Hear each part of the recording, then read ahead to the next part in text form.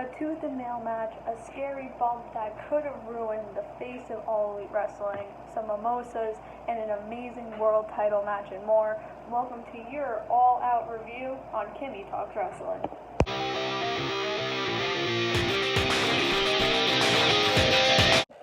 Starting off the night in Britt Baker's dental office, we had, of course, the tooth and nail match between Britt Baker and Big Swole, and this is one of the many attempts that AEW had taken to do a cinematic match. And although Britt Baker clearly was not at 100%, she takes the loss here to Big Swole. And this match was, don't get me wrong, huge fan of Britt, but for someone that is one of the biggest women's stars in AEW right now, this match had all the hype because they've been hyping it since Britt got injured a couple months ago, but it really didn't do anything. I mean, it was kind of a flat way to start the pay-per-view, meaning that it really didn't have the AEW hype to it, and I get that they were trying to make it a big impact, but it just really fell flat for me. Kicking the action off at Daly's, though, Young Bucks, Jurassic Express. Now this is All Elite Wrestling. The tag team division AEW is probably the best tag team division in the entire world, and these two teams proved it last night. This match was absolutely insane. You got to see both offenses on the Young Bucks and Jurassic Express. Obviously, the Young Bucks trying to get back into the tag team title picture after Paige screwed them a couple weeks ago, and they have this new side to them, totally heel. They basically made Jurassic Express look good.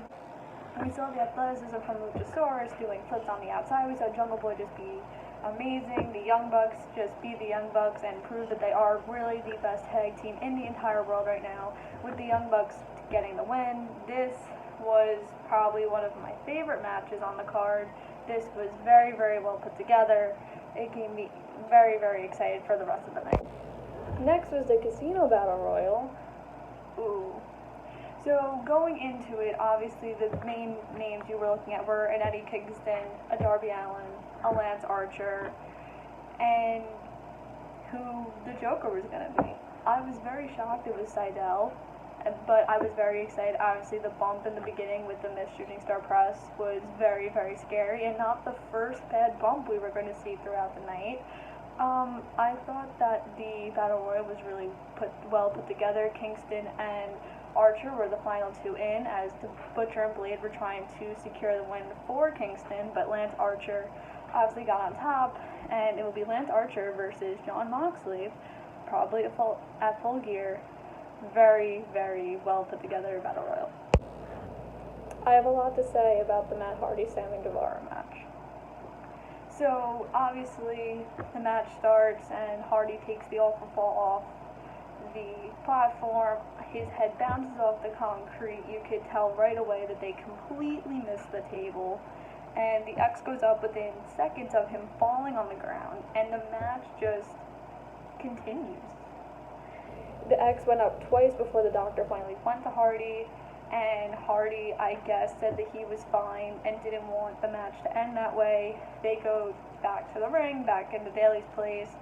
He pushes Guevara off the platform, and the match ends. This was really bad. I mean, for the sake of AEW, this was bad for the fact that they literally had a match continue as the X went up several times, because either the doctor just said it was okay, or it was all Hardy saying it, and that's bad. I mean, you should have just stopped the match. I don't understand why the match had to continue. He seriously got hurt. Like, that wasn't like a story or whatever. He literally, his head bounced off the concrete. We all saw it. This was just really bad, and this, like, Twitter was blowing up. This literally just had a halt for AEW. Everyone was complaining about how, like, stupid the doctor was, or Matt, or whoever made the decision to make the match continue after Aubrey very much was like, stop the match, he's seriously injured. But this was really bad. Like, they could have waited. I mean, I understand that, like, this match was pushed back a while, but they could have waited until Matt was 100% okay. Good women's wrestling next. That was good. So we see Thunder Rosa versus Shida for the AEW Women's Championship match, and after the horrific incident we saw moments before this really picked up. Thunder Rosa, I believe, should wrestle in AEW a little bit more. I feel like the package that they showed before the match really had an insight of Thunder Rosa if you didn't know who she was or you missed Dynamite on Wednesday to see her wrestle. I thought Shida really showed her own within the match as well, and I just thought that this was really, really good. And solid women's wrestling for a company that necessarily doesn't really have a women's division put together. So this made me very excited. Dark Order next, and they lost, which was kind of shocking. Obviously, Dark Order is very much taking control of AEW now that Brody Lee is the TNT champion, and of course the Natural Nightmares and Sky and Cardona are trying to get revenge after what Lee did to Cody after their match a couple weeks ago for the TNT title. And this 8-man tag, I was very shocked that Dark Order lost. I mean, I feel like now the Dark Order is going to be taken more seriously now that they have a title. And Cabana lost it for them. Lee set Cabana up for the win. Cabana tried to get an extra offensive move in and it just didn't work. And Lee was very mad. Left Cabana in the ring along with Evil Uno as they walked back together. This was really shocking. I mean, Cabana's not officially a member of the Dark Order yet, so I don't know if this is maybe hinting at the fact that Cabana's going to turn on them soon, or whatever else. I mean, we found out after the match that Dustin is going to challenge Brody on Wednesday, which is something really exciting. I mean, I don't know when they're planning on having Cody back. I'm assuming around Full Gear we're going to have that rematch for the TNT title between him and Brody. But this was a really solid 8-man tag. I thought it was fun. I thought that it really got the crowd hyped again, even though the crowd was very much dead throughout the entire show. And we're going to get to that with the next match. But this was fun. I mean, I thought it was really well put together. I was very much looking forward to this tag match, and FTR just proves that WWE did not utilize them to their full ability. FTR roasted Omega and Page. Everyone was looking towards this match after the Bucks won earlier in the night to see if the Bucks were going to get involved in any sort of way, and they didn't. FTR won after Omega hit Page accidentally. I'm very excited for the new tag champs. I feel like FTR is really going to make the tag team division amazing, like they are already, but they're just going to elevate it more and more to prove that AEW has the most dominant tag team division over all the brands of wrestling. The end, though. So, Paige, of course, got kicked out of the Elite last Wednesday on Dynamite, and Omega, very frustratingly, almost hits Paige with one of the ringside tables, goes to the back and tells the Bucks that he's done, he's overly frustrated, asks them to get in the car with him. The Bucks say no, and Kenny drives off. If you've been watching BTE over the last couple weeks, they've been hinting that Kenny is going to turn into the Cleaner soon. So I don't know if this is just a transition to make him into the Cleaner again. I'm very excited to see what happens on Wednesday with this, or even tomorrow when the new BTE episode drops at 12 to see what they're going to show. Because I feel like if you watch BTE, it very much plays into the story. This was a very long tag team match. I would have thought it would have been 10 minutes shorter. I understand that you're trying to utilize two very good tag teams, but I just thought it was way too long. Like I said, the crowd was very much dead, so you didn't have the crowd reactions. I thought it was good. It was just way too long. Especially because this pay-per-view ended at almost midnight. Oof. I like gimmick matches. Gimmick matches were next. And Jericho gets Jordan to a Mimosa.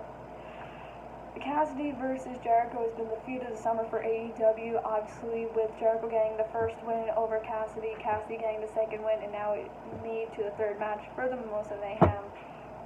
This was fun. It was a good break in between that really long tag team match and the championship match that was going to come after this between Moxley and MJF. And Cassidy and Jericho are just amazing. Jericho has been in this business so long to know what to do to put on a really good match.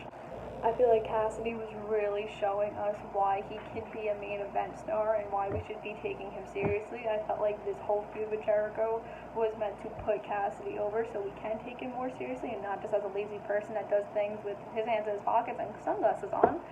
This was really good. This is a huge win for Cassidy. I would love to see him in that TNT title picture or even in the title picture with Moxley later down the line, maybe later in 2020 or early 2021. But this was really fun. This was a good one. This was fun. I had a really good time watching this. And then that main event. Oh my lord. You knew this was going to be a good one with two amazing wrestlers stepping inside the ring. Ooh. MJF is just amazing. The fact that he's 24 years old, he is probably the biggest heel in the wrestling business right now, is just absolutely incredible. You see just the blood pouring down his face throughout the entire match. Just really showed the whole story behind MJF just wanting change and he wanting to prove Moxley wrong. The whole match I thought was very, very well. I thought the moves were amazing. Moxley selling his shoulder like he literally separated halfway through the match was incredible. Wardlow screwing MJF over. They had hinted at this for a while. I don't know if that's resulting in that match for Full Gear, if MJF's going to demand a rematch since the paradigm shift did take place. So he technically cheated, as MJF tweeted this morning. But this was a nice way to end the pay-per-view, even though the pay-per-view did not really live up to the hype. As we talked about, the Matt Hardy bump really made a stop on that pay-per-view. The Seidel bump too was another one that made people turn. The tag match as well, really, really long, but very, very well. So that is your review for All Out. Make sure you tune in to Tuesday while we review Raw. Make sure to like, comment, and subscribe. Hit that bell for notifications, and you just watched your first episode of Kimmy Talks Wrestling. And let me know your opinion on AEW All Out.